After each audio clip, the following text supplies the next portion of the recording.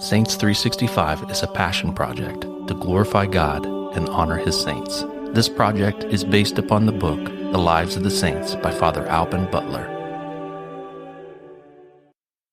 June 6th.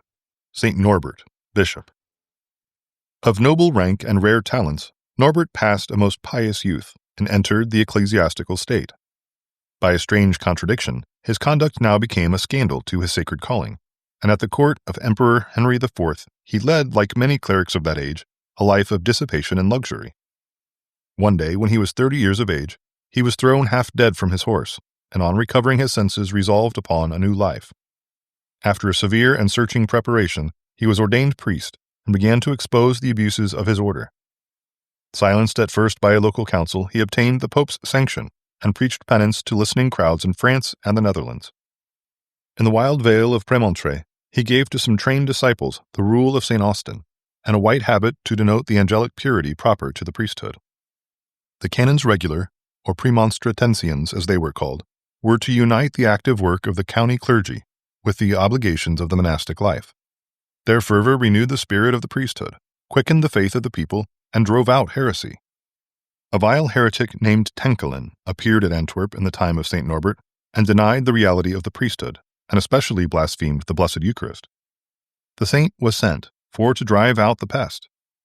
By his burning words he exposed the impostor and rekindled the faith in the Blessed Sacrament. Many of the apostates had proved their contempt for the Blessed Sacrament by burying it in filthy places. Norbert bade them search for the sacred hosts. They found them entire and uninjured, and the saint bore them back in triumph to the tabernacle. Hence he is generally painted with the monstrance in his hand. In 1126, Norbert found himself appointed Bishop of Magdeburg, and there, at the risk of his life, he zealously carried on his work of reform, and died, worn out with toil, at the age of 53. Reflection. Reparation for the injuries offered to the Blessed Sacrament was the aim of St. Norbert's great work of reform, in himself, in the clergy, and in the faithful. How much does our present worship repair for our own past irreverences, for the outrages offered by others at the Blessed Sacrament? St. Norbert, pray for us. Saints 365 is narrated by Rob Roller, edited by Josh Bach, and produced by Our Local Parish Productions.